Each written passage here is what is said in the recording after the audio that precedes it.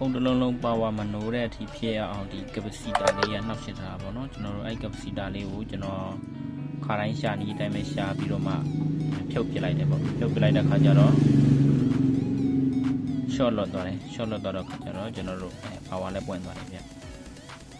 ရှည်ဝင်တဲ့ခါမှာများသောအားဖြင့်အဲ့လိုလောင်ထက်မှာ capacitor လေးတွေပြတ်တတ်တယ်ဒိုင်အောက်တွေပြတ်တတ်တယ် IC တွေအောက်မှာဆိုရေတွေဝက်ပြီးမှကျွန်တော်တို့